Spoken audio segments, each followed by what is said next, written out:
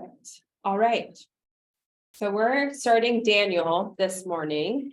A very easy book to understand. And by easy, I mean hard. It is one of the few books within the scriptures that is considered apocalyptic.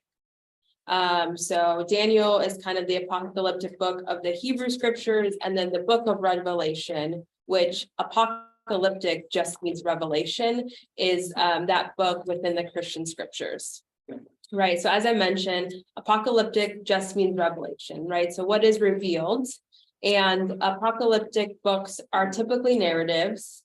And apocalyptic literature is seen mostly through the end of the Hebrew scriptures into the new Christian scriptures, right? So about 300 BC to 200 CE. All of the literature within that time period has apocalyptic aspects to them. And it makes sense because it's a time period after the exile, right? A huge moment within Israelite history that rocked their entire world. So within apocalyptic scripture or writings, there are typically visions from a seer. And we saw that also within the prophets, right? So we see the seer, the one who sees visions and then describes those visions to the audience. And there's typically two types of visions that occur. There's the first one where that seer travels to a heavenly realm, the cosmos, usually inaccessible to other humans, right? They get this special ability to go to this heavenly or outer worldly realm, and something is revealed to them by a divine power, in this sense, God. And then they relay that information to the audience.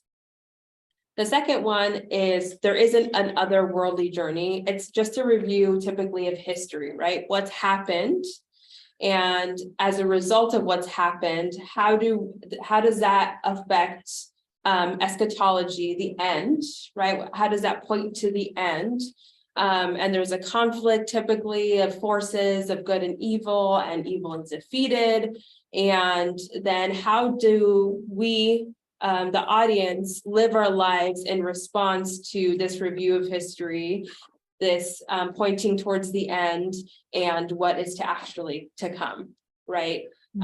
So we see this especially within exilic literature, right? We know what's happened. We were exiled. What does this mean for the future? And we see this especially, I feel like, within the Gospels and the epistles, right? People are waiting for Jesus to return, right? They're waiting for the end.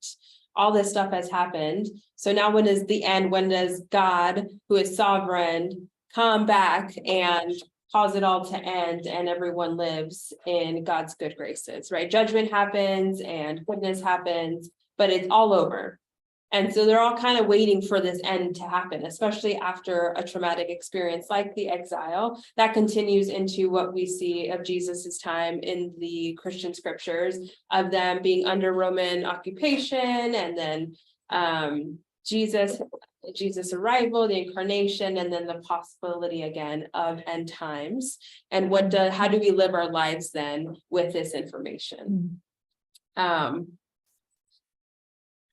We won't see it in the first four chapters that I'll be going over, but Daniel, according to the commentary, is the only book within the Hebrew scriptures that talks about the transcendence of death through resurrection, and is said to be one of the last books written included in the Hebrew scriptures. So let's talk a little bit about timeline and kind of the background a little bit with that. So we don't really know who the author of Daniel is. There is thought to be multiple authors, and it's kind of piecemealed together. You'll see as we go through the first four chapters that it's not chronological at all.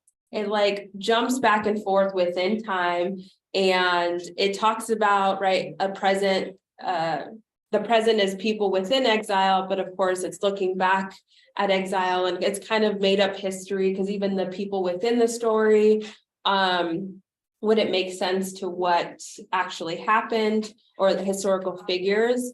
So, Daniel is believed to have written somewhere within the exilic period. So the fall of Judah and the temple, which is called the exilic period, happens in 586 BCE. Right. So then in 539, the Persians defeat Babylon. That's when Cyrus comes in. And then in 538, that's when they're freed and able to go ahead and return to their homeland if that's what they decide. And that's the post-exilic period. That's when you have Nahum and Ezra. Right. So ironically, Daniel is written in two different languages. The first is Hebrew and the second is Aramaic. That's interesting too. Isn't that super They interesting? comment why? Yes, Okay, so okay. Aramaic was the common language. Right. So that was Okay. the decided common language. And it's honestly just the first chapter and then the first 7 verses of the second chapter are written in Hebrew. Okay. So at some point, the authors probably decided, hey, we should probably write this in the most common language. And so they switched to Aramaic. Okay. And then after Aramaic was Greek. Right, then you get into the Hellenistic period around 320 BCE. That's when the Hellenistic, the Greek period occurs. And it's technically the earliest, the Aramaic within Daniel is earlier than the Dead Sea Scrolls. And the Dead Sea Scrolls were, let me see if I can find, were around 300 BCE. So it's somewhere written before then. So obviously, like, after all of this has happened, but before the Dead Sea Scrolls, before some of those writings and some of that writing within that community. So it started at least before then, but it ended at some point within closer to the end of that time. So like 160, 165, 166, 165. So it has this huge range. Okay. And again, it talks about the fall, it talks about time in exile. And then it moves into a time of apocalyptic kind of literature or discussion. The first 6 chapters are just, they consist of 6 stories. So each chapter has different stories in them. And then the subsequent chapters 7 through 12 are examples of, it's the biggest apocalyptic literature that's when you get that apocalyptic language, right? Again, apocalyptic texts are meant to interpret current situations in light of the supernatural worlds and of the future of the hope. And so then how does that influence the behavior of the people as a result? How do they respond? How do they live their lives in receiving this kind of, and receiving those messages from that interpreter, from that seer? In this case, it is the person of Daniel. We don't know if that was a real person or if they had a different name. But Daniel, as described within the book, is someone who was in the upper class of Israelite society.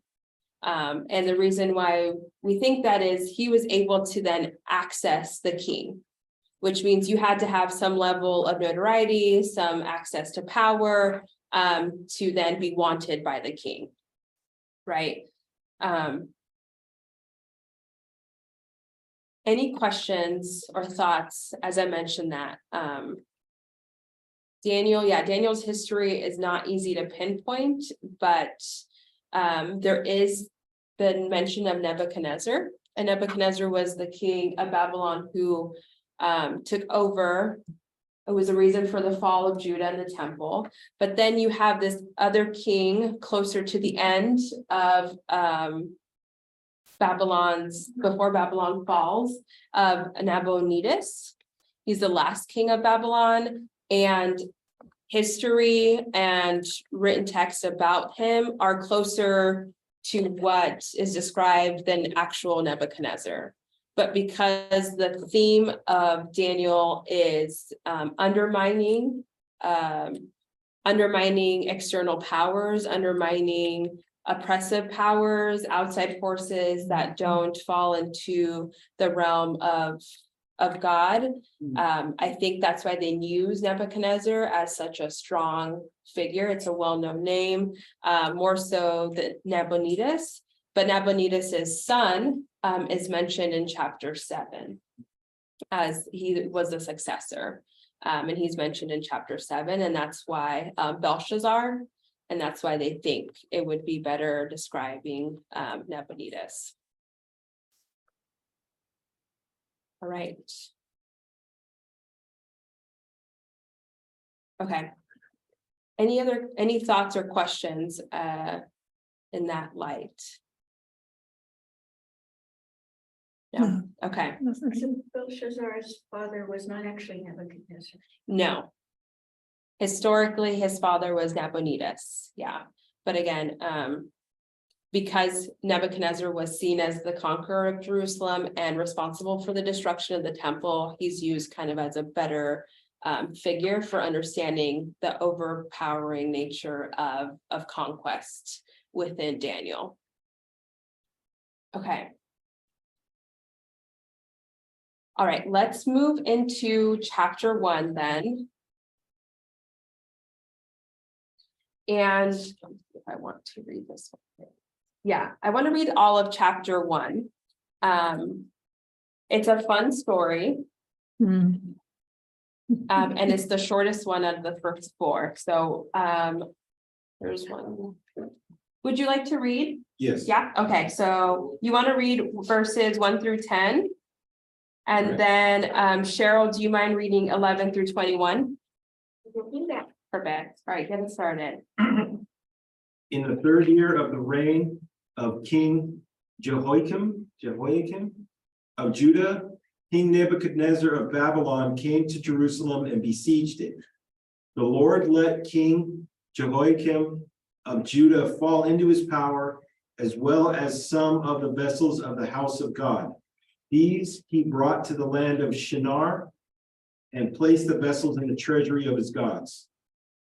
Then the king commanded his palace master, Ashpenaz, to bring some of the Israelites of the royal family and of the nobility, young men without physical defect and handsome, versed in every branch of wisdom, endowed with knowledge and insight, and competent to serve in the king's palace. They were to be taught the literature and language of the Chaldeans. The king assigned them a daily portion of the royal rations of food and wine. They were to be educated for 3 years so that at the end of that time they could be stationed in the king's court. Among them were Daniel, Hananiah, Mishael, and Azariah from the tribe of Judah. The palace master gave them other names. Daniel he called Belteshazzar. Hananiah he called Shadrach. Mishael he called Meshach, and Azariah he called Abednego. But Daniel resolved that he would not defile himself with the royal rations of food and wine. So he asked the palace master to allow him not to defile himself. Now God allowed Daniel to receive favor and compassion from the palace master. The palace master said to Daniel, I am afraid of my lord the king. He has appointed your food and your drink. If he should see you in poorer condition than the other young men of your own age, you would endanger my head with the king. Then Daniel asked the guard, whom the palace master had appointed over Daniel, Hananiah, Mishael, and Azariah, please test your servants for 10 days. Let us be given vegetables to eat and water to drink. You can then compare our appearance with the appearance of the young men who eat the royal rations, and deal with your servants according to what you observe. So he agreed to this proposal and tested them for 10 days. At the end of 10 days, it was observed that they appeared better and fatter than all the young men who had been eating the royal rations. So the guard continued to withdraw their royal rations and the wine they were to drink, and gave them vegetables. To these 4 young men, God gave knowledge and skill in every aspect of literature and wisdom. Daniel also had insight into all visions and dreams. At the end of the time that the king had set for them to be brought in, the palace master brought them into the presence of Nebuchadnezzar, and the king spoke with them. And among them, no one was found to compare with Daniel, Hananiah, Mishael, and Azariah. Therefore, they were stationed in the king's court. In every matter of wisdom and understanding concerning which the king inquired of them, he found them 10 times better than all the magicians and enchanters in his whole kingdom. And Daniel continued there until the first year of King Cyrus. Perfect. Thank you so much. All right, is there anything that points out or sticks out to you from that first story?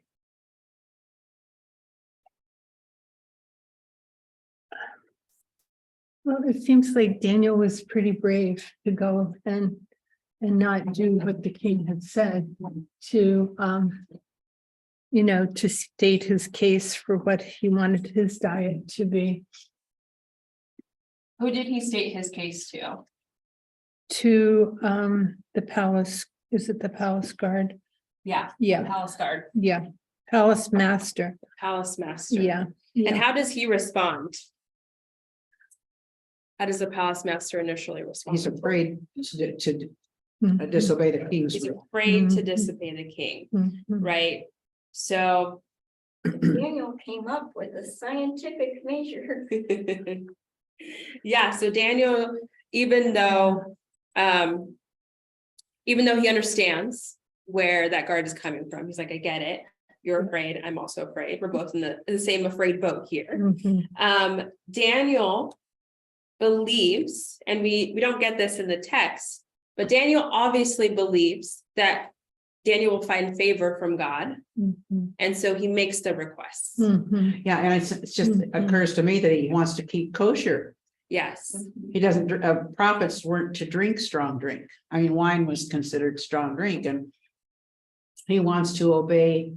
The Babylonians didn't bleed the ox or whatever. Yes, They did just not have served butchered it, and it or wasn't, they didn't have the same purity or concept of obedience to God, I think is. Right. Yep. Daniel's already saying, my master is God. Yep. Yeah. Yep, exactly. All of these things that occur, right? The food, the willingness to go against the king Yeah. is saying, I'm not worried about that power because it's not the power that I bow down to. Yeah. Mhm. Right. Yeah. So it's this huge Mhm. undermining of authority because the real authority isn't with Nebuchadnezzar, Mhm. it's with God. Mhm. So very early on, Daniel is establishing within themselves, right? Not just him, but him and everyone with him, that just remember who you actually, what's the word I'm thinking of? Have allegiance to, Mhm. right? Mhm. Who is your allegiance to? Mhm. And so what happens as a result? Now God allowed Daniel to receive favor and compassion from the palace master. There is this idea within or worry within Daniel commentary that Daniel shows favor or is possibly benign to Babylonian rule, right? So he's sympathetic. They're actually really nice at the end of the day because the palace guard allows it. But it's not that the palace guard allows it. It's that God has found favor in Daniel and has allowed then the palace guard to allow them to do this, right? And not only does it result in favor, they are 10 times, right? That 10 is so important, right? Yeah, they are fatter and appeared better than the young men who had eaten the royal rations, Mhm. right? Better being a good thing in those days. Yes, exactly. Mhm. And so it's interesting because healthier. healthier, yeah, Yes, exactly. absolutely, yes. Yeah. Healthier, yes. And so it's interesting because also the favor, right? They're chosen without any previous training. So they're seen as people who have something to offer from their own Jewish language and culture that will benefit the Babylonians, right? So it'll benefit them and their rule that they have these men who are knowledgeable within Jewish culture and language to then train them in Babylonian culture and language and then use them up, right? So they're also handsome, so they're not bad looking, which doesn't hurt. They were all from great families. Exactly, yep. Exactly. Another piece that is mentioned about the food is food also implies, or it can be a symbol for privilege and wealth and foreign overindulgence. So what they're saying, it could be a twofold, right? One is that we're in exile. This is a time of mourning. We should not be eating the king's feast or drinking of the king's wine. Hey, John, we're on page 820. Yeah. And again, obviously the king had lots of goods. That means that there is lots of power that he holds. And so again, the power, this undermining the greater power, but you think you have power with your food and your drink, but we'll be just fine with our vegetables. And we'll continue to survive just fine with our vegetables, please. Thank you very much. And that theme recurring through history of the importance of adhering to our culture and religion, regardless of the circumstances in which we're placed, whether that's, Yep, exile or persecution or whatever. yeah. Yes, definitely. Let's see if there's anything else I had here I wanted to know. No. So they're in prison, aren't they? But it Yes. almost sounds like an academy. Yes. I mean, there's something, Yeah. they're being groomed. Yep. Mhm. Mhm. It's kind of odd. Yeah. Yeah. They're free to go, but they're not in a bad, Mhm. uncomfortable. Pretty good rations for, Yeah. Yeah. Yeah. but it's just Exactly. interesting, yeah. Yeah, definitely. Very interesting. Again, that's one thing they noted is, they're chosen even before, right? So they have this ability to enjoy exile, Yeah, which is what it's trying to have. Yeah, the privilege to enjoy exile. But Daniel is like, no, we're in exile. We're in a foreign land, right? So let's try to keep our purity culture. Let's keep essence of ourselves, right? Mhm. In some form or some fashion. And let's also not kid ourselves that the rest of our people may not be having the same luxury as we are. So let's stand in solidarity with them by just eating the vegetables because God has promised that it will be okay. Right? And that is the results at the end here. So he's a leader. Yes, definite. Daniel's definitely a leader in this sense, right? It says too that he also had insight into all visions and dreams. So dreams are going to be big. Yep. I thought another thing I was going to say, that was a random thrown in there, right? Daniel Yeah, has just a little aside there. a little aside, yep. Which will There'll be be, lots of dreams coming. yep. Mhm.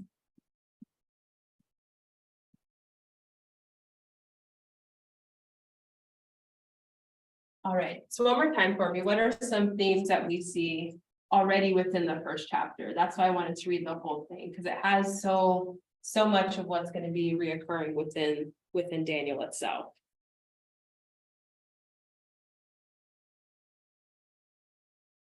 What's a major theme?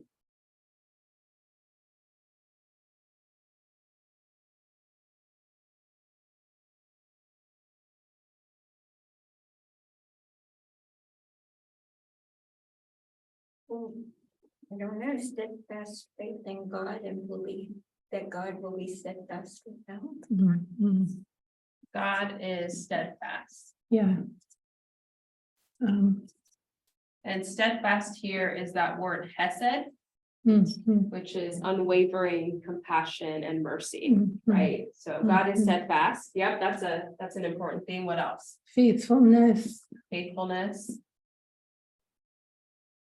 In verse 9, now God allowed Daniel to receive favor and compassion from the palace master. That's kind of, I didn't notice that before. I Yeah. didn't remember reading it.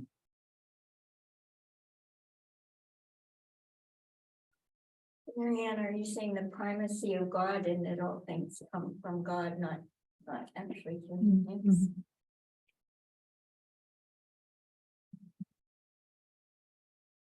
Primacy of God. God gave knowledge and skill in every aspect. Verse 17. Yep, So it wasn't because you ate vegetables. exactly. No, and it wasn't, it Fuel, wasn't just vegetable. because Daniel being so clever, and it wasn't just because of palace guards being kind or amenable. It Yeah. was God's Mhm. hands. Yeah. That was the mover and all this. God's the price. Yeah, yeah. But it doesn't hurt to eat your vegetables, let's not. No, don't no. forget. Don't forget. Yeah, don't forget, eat your vegetables, because it doesn't hurt. Yeah. Yeah. It's interesting that, to me, that Nebuchadnezzar initiated this connection with these young men who are in prison. What you said before, because they will be an asset to him in terms of understanding the language and the culture and all that. Mhm. Yeah, I don't know if that's a major theme, Yeah. but I think it's interesting, rather than just locking them up and saying, yeah, The Romans would do that. Yeah. yeah, yeah. And what happens, what does it mean to be in front of a king, in front of royalty? Was that typical or usual?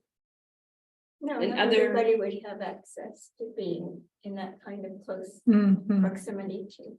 Definitely, No, you'd have to be selected. mhm, yeah, You wouldn't petition yeah, to have that happen. yeah.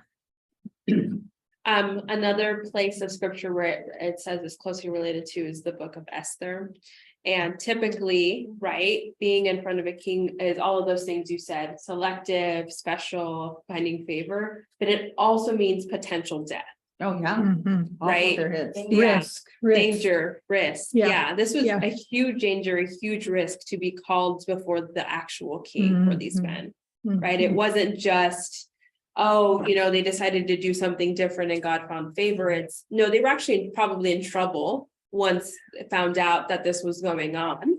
So they are at danger and at risk coming before the king. Yes. And again, God's steadfastness and God's, importance action within this shows that they're gonna be okay.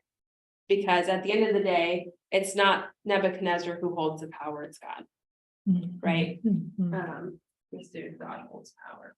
So the risk is one false step and you could be dead, other Mhm. than being in the power of God rather than of Nebuchadnezzar. Yep. But it wasn't unusual for conquering governments to sift out the brilliance and the power and the knowledge. Yeah, Really? Oh, no, I mean, Yeah. in the Roman Empire that followed the Babylonian Empire, they didn't mistreat the Greeks who had higher standard of education. Yep. And so you could even earn your freedom if you were a loyal Hmm. highbrow. Yeah. Or it was a different system than yeah, what we would have been used to, I think. Mhm. yeah, definitely. What also, there's also something that happens in the first few verses, something that's really big within, I feel like, all cultures, right? But another thing that relates to authority and power. Anybody know what it was?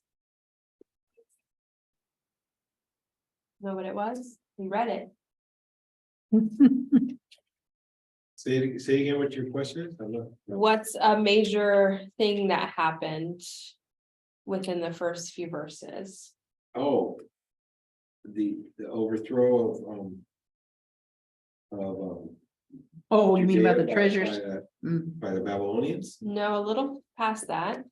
Are the vessels being put in the treasury of false gods? Okay, I'm sorry. I feel like I made that way harder than it needed to be. Mm. It was within the first 10. It's the naming, the name change, Oh, the yeah, name yeah, changes. yeah. Oh, my goodness. Yeah. that the name happened- changes. Yeah, Right? It happened here, didn't it? At Ellis Island. Yeah, the name changes, right? That's huge. and what's that about? You're gonna tell us more? Yeah, so again, the biggest issue here is not necessarily that, name changing was pretty typical, right? We saw. Saul became Paul, right? It's this huge transformation. They're stealing their identity, trying to make them no longer who they were. Now you're. Exactly. Okay. Exactly. Yeah. Trying to change them who they are, but also it's assuming that the person doing so has authority to make such a change. Yes, yeah. Right? Previously, only God had been the person who had made changes, right? Sarai to Sarah, right? But the verses after that keep referring. to He's them referring to by them. by Yep. their given original names, not by the names. Oh, so in other words, that a king wants to assume the authority of God. Yep, wants to assume the authority of God in changing their names, and then the authors continue giving them their given name. I'm thinking of the Native American kids that were Yeah. forced to go to Indian school, Yeah, not use their own language, not have their own names, to steal their culture. Not follow their Yeah. religion, cut their hair. But I also think we need to remember in the first few verses that when Judah fell, they took the treasures from the temple. yeah, So they were trying to annihilate, I mean, they wanted the riches of the temple, but they also wanted to stamp out the essence of their power and their identity, I think. It yeah, wasn't just money, it was, identity. It's every way that. Yeah, Yeah. exactly. Money, power, identity, all of the Mhm. above. Yeah, definitely. And good note there, yeah, Cheryl as well. There's multiple places in history. Where this has occurred, right? The taking of the power of the name, of identity, of resources, of history, of religion, Mm. right? So, Happened in Ireland too. yep. So you can't read Daniel, definitely can't read Daniel without understanding the social political aspects of it, right? Mhm. And it's kind of hard though, because we, in a sense, we've never experienced exile or war on our land in the same way, but we do have, right, moments within our history that we can pinpoint to where there are situations where where oppressive powers that be do the exact same things that we see here within Daniel, Mhm. right? And so where do we stand? Where do we stand within this picture? Because we're not Daniel and the Israelites in this story, right? Are we? But we're not so insofar as Nebuchadnezzar, right? Or are we? Or where do we play? Where is our role in that? That is our question. That's the mirror that's brought up to us as Mhm. readers within this, Mhm. right? Mhm. All right, we went a lot through chapter 1 because it has so much in it that talks about so much in it that helps framework the rest of Daniel. All right, chapter 2. I'm going to just talk about chapter 2. And then we'll read where Daniel actually interprets the dream. We'll read, where he actually, because he says the dream and then interprets it. But essentially, Nebuchadnezzar has this dream and he's freaking out. And he doesn't know what it means. And so he calls all of his seers and magicians and says, what does this dream mean? And they're like, can you tell us the dream? And he's like, no, you tell me the dream and then interpret it for me. And they're like, that doesn't make any sense. We need to know what the dream is before we can interpret it. And he's like, if you don't tell me what the dream was and interpret it, I will kill you. This is the day thing, and your houses shall be laid in ruins too. Yep. They're like, I will ruin you if you don't interpret my dream and tell me what it is. And again, Daniel gets wind of this and is like, what's going on? And someone tells them everything that's happening. And then Daniel goes, can you go tell the king to give me a few minutes to figure this out?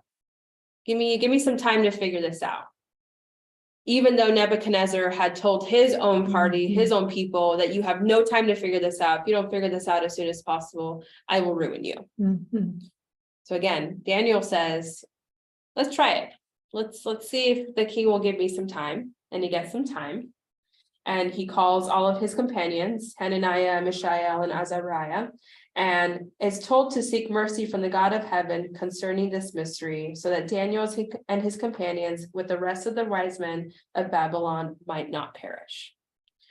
So what happens here is he gathers all the people.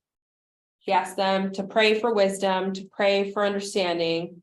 And then when Daniel's ready, Daniel goes to the person who was appointed to destroy all the seers, all the magicians, and says, bring me before the king, and I will provide the king with interpretation. And surprisingly, again, Nebuchadnezzar or whoever says, sure, come on up. Right? So again, danger. Right, dangerous asking for more time, dangerous asking for an audience from a person who's obviously volatile and will do anything at any point in time if they can. Okay, let's read verses 20. Jane, do you mind reading verses 25 through 30? No, And then I'll read 31 okay. through 35. Arioch quickly brought Daniel before the king and said to him, I have found among the exiles from Judah a man who can tell the king the interpretation. The king said to Daniel, whose name was Belteshazzar, oh well, you are able to tell me the dream that I have seen and its interpretation? Daniel answered the king, no wise men, enchanters, magicians, or diviners can show to the king the mystery that the king is asking. But there is a God in heaven who reveals mysteries, and he has disclosed to King Nebuchadnezzar what will happen in the end of days. Your dream and the visions of your head as you lay in bed were these. To you, O king, as you lay in bed, came thoughts of what would be hereafter, and the revealer of the mysteries disclosed to you what is to be. But from me, this mystery has not been revealed because of any wisdom that I have more than any other living being, but in order that the interpretation may be known to the king, and that you may understand the thoughts of your mind. You were looking, O king, and lo, there was a great statue. The statue was huge, its brilliance extraordinary. It was standing before you, and its appearance was frightening. The head of the statue was of fine gold, its chest and arms of silver, its middle and thighs of bronze, its legs of iron, its feet partly of iron and partly of clay. As you looked on, a stone was cut out, not by human hands, and it struck the statue on its feet of iron and clay and broke them into pieces.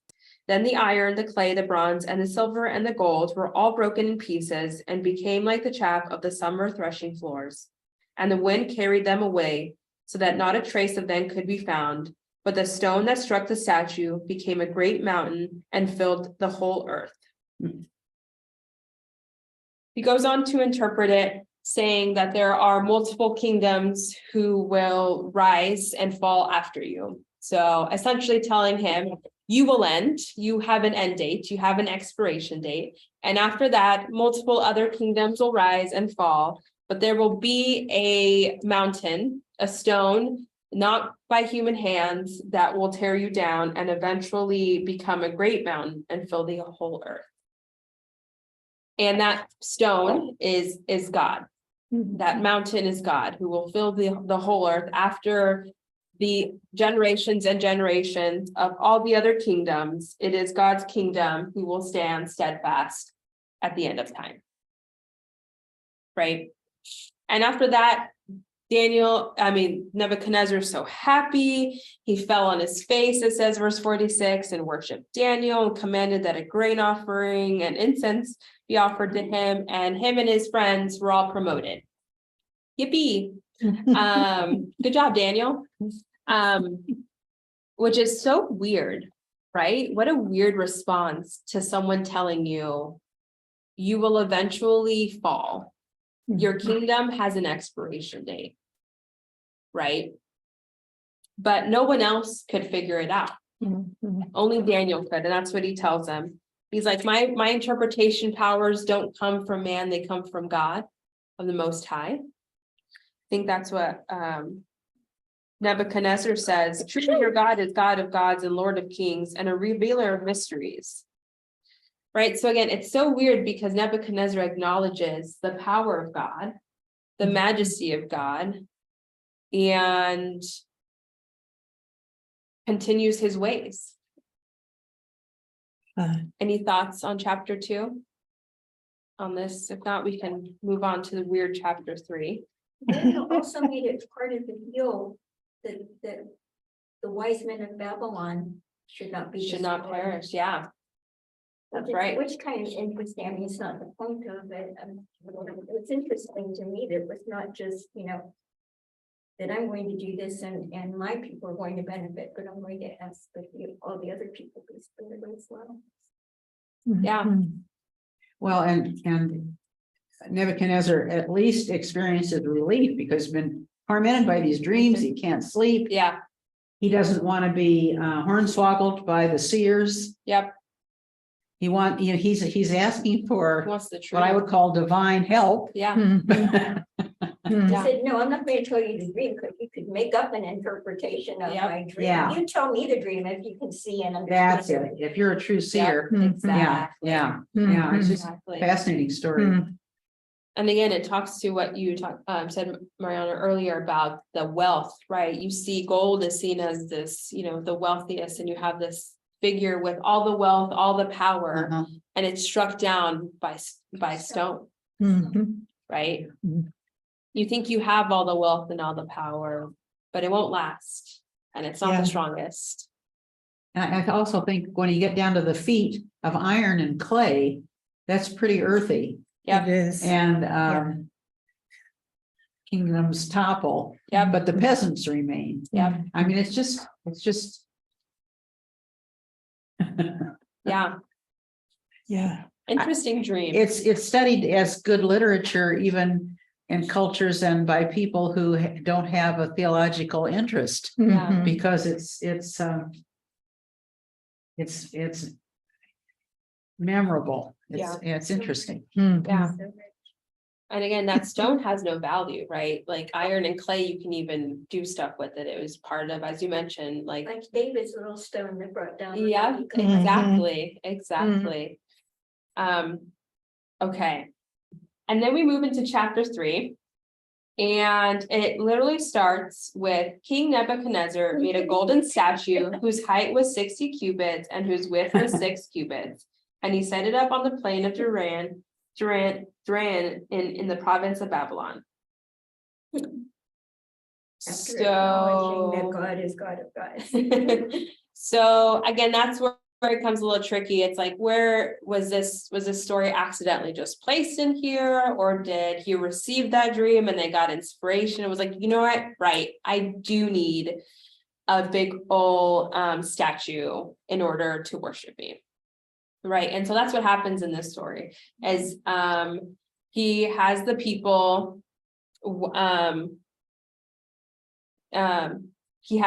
worship him whenever song is played. And they're supposed to stop whatever they're doing. The sound of the horn, the pipe, the lyre, the trigon, harp, drum, an entire musical ensemble. You are to fall down and worship the golden statue that King Nebuchadnezzar has set up. Right. And again, it's not necessarily if this was like a true actual historical thing that happened, but it's saying that Nebuchadnezzar had so much power that he could accumulate that much gold to create a statue, assemble the leaders, and demand obedience and enact violence if no one obeyed him. Yeah. Right. Yeah. So So this was one of the, I feel like, more well-known stories within Daniel. So obviously there are 3 people who don't want to follow this. They're like, no, thank you. We're not gonna do this. I'll read verses 8 through 12.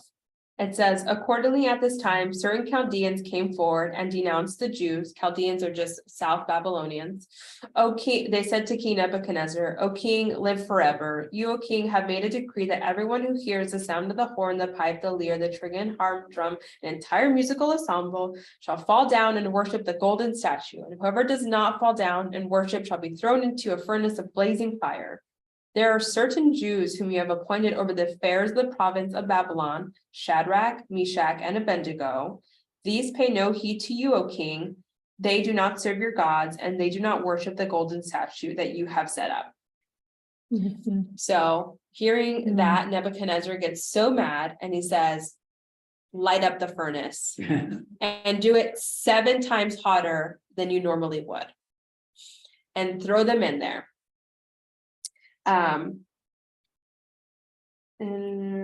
And then he calls them and says, what the heck? Why aren't you doing this? And they say, verses 16 through 18, Shadrach, Meshach, and Abednego answered the king, O Nebuchadnezzar, we have no need to present a defense to you in this matter. If our God, whom we serve, is able to deliver us from the furnace of blazing fire and out of your hand, O king, let him deliver us. But if not, be it known to you, O king, that we will not serve your gods, and we will not worship the golden statue that you have set up. Mhm. So they said, we don't care if we're delivered or not. We're never gonna fall to our knees and worship you. Yeah. Right? So what happens? They get thrown into the fire. And unfortunately, the guards who are ordered to throw them in the fire get charred up. Right? And they're like, they're not burning. We still see them. And we see another person in there with them. Yeah. Right? And so they come out of the fire. They go in with their hats, with their cloaks, with like multiple layers of clothing. They come out, not a single char, not a single bit of smoke smell out of that fire. Right? It's a miracle. It's a miracle. You know, Yeah. We're supposed to say, what? This is awesome. Yeah, Yeah. it's literally awesome that even the people who, out of his filled rage, the people who were instructed to throw them in perish, but they do not perish, those who were actually thrown into the literal fire.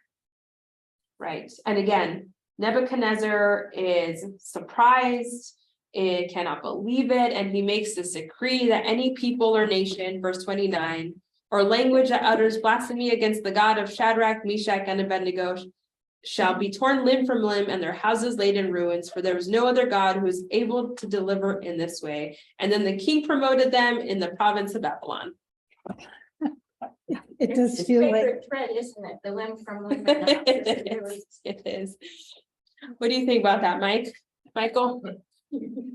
Kept waiting for Lucy, either the children or this or torn limb from limb. I know this, and it's just like, how do you not understand who they worship at this point? exactly. Over and over again, they told you, Exactly. you're not it. Yeah, We have our God. We're going to Yeah. worship our God, even Yeah. in exile. yeah. And he keeps trying. He's trying to burn them. He's trying to catch them, everything. And it just does not work. Mhm. Well, and part of the interesting counterplot is he accepts the power of the living God in interpreting his His dream. Yeah, dreams, but he doesn't bow. Yeah. Well, he almost does. crowns him king / God again, Yeah, in chapter 3, when he does the statue. yeah. Yeah. Yeah. You know what's interesting to me, just came to me as you were all talking. And the part for us to look at, I guess, is the difference between actual and proclaimed values. He says with his mouth every Yes. time, blessed Yeah. is your God is the God of gods, but then he goes on his merry way, and what he does is Uh-huh. Yeah. totally Yeah. different. from that Yeah. thing that he Exactly. says. He has a Yeah. short memory. Yeah. Yeah. Short-term memory. Mhm. We won't get it, we don't have that much time, but I'll keep y'all for a little bit more as we finish chapter 4. So chapter 4 is another dream. And there's this big tree and it's all its limbs extend and there's animals resting underneath it and it's feeding all these birds and it seems really wonderful. And then this figure from above comes and tears all the limbs and the animals flee and no longer is everyone fed and cared for. And Daniel, again, is the only one who is called to interpret this dream because he's done it before. And I'll actually read verses 20 through 24. The tree that you saw, which grew great and strong so that its top reached to heaven and was visible to the end of the whole earth, whose foliage was beautiful and its fruit abundant, and which provided food for all, under which animals of the field lived, and in whose branches the birds of the air had nest. It is you, O king. You have grown great and strong. Your greatness has increased and reaches to the heaven, and your sovereignty to the ends of the earth. And whereas the king saw a holy watcher coming down from heaven and saying, cut down the tree and destroy it, leave its stump and roots in the ground, with a band of iron and bronze in the grass of the field, and let him be bathed with the dew of heaven, and let his lot be with the animals of the field, until 7 times pass over him. This is the interpretation, O king, and it is a decree of the Most High that has come upon my lord the king. I'll continue reading. You shall be driven away from human society, and your dwelling shall be with the wild animals. You shall be made to eat grass like oxen. You shall be bathed with the dew of heaven, and 7 times shall pass over you until you have learned that the Most High has sovereignty over the kingdom of mortals and gives it to whom he will. So this happens. So he says, you're growing in prosperity, and then again confronts him and saying, you're going to be destroyed, actually. Mhm. And it's really interesting because you have this beautiful picture that is painted with this dream, right? Of this beautiful tree that's growing and it's feeding, and all these animals are resting. And then this, what is it called? Who is that person that comes down? The watcher, the holy watcher comes down and cuts all the limbs, and all the animals run away. And it's like, were they actually resting under the tree, or were they being held captive? And now we're actually freed. And so again, he doesn't listen. And so at one point after this, he goes onto the top of his palace and is looking at his kingdom. He's like, oh my gosh, look at all this wonderful stuff I have. And before he can finish saying, a holy watcher comes and shouts from the heavens and says, you shall be driven away, says everything that he said. You shall be driven away. You will have to dwell with the animals and eat grass, and 7 times shall pass over you until you have learned that the Most High has sovereignty over the kingdom of mortals and gives it to whom he will. And that happens. He is driven away from society and he eats the grass, and then he comes back and he praises God. He ends it with, now I, Nebuchadnezzar, praise and extol and honor the King of heaven, for all his works are truth and his ways are justice, and he is able to bring low those who walk in pride. Is that true for this time? Let's see. We'll see, right? The 4th time he declares how great and sovereign God is, and yet, will he learn his lesson? I mean, it's so human though, right? It How many is. times do we have Forget, to be forget, told? forget. Yeah. Yes. How many times do we, say we want something and then it just doesn't happen? How many times do we proclaim peace and yet the opposite occurs? Yeah. Right? Maybe I'll let them go. Yeah. Any final thoughts on Daniel? The first 4 chapters that we read? It's interesting. The dream interpretation part is very reminiscent of Joseph. Yes. Yep. Yeah, it Yep. is, isn't it? Yeah. That was one definitely that it, you have these like court dreams or these court stories, and Joseph is definitely one of those that it's reminiscent of. Yeah. But also the 7s, the recurring 7s. 7s, yep, and that story's particularly too. Yeah.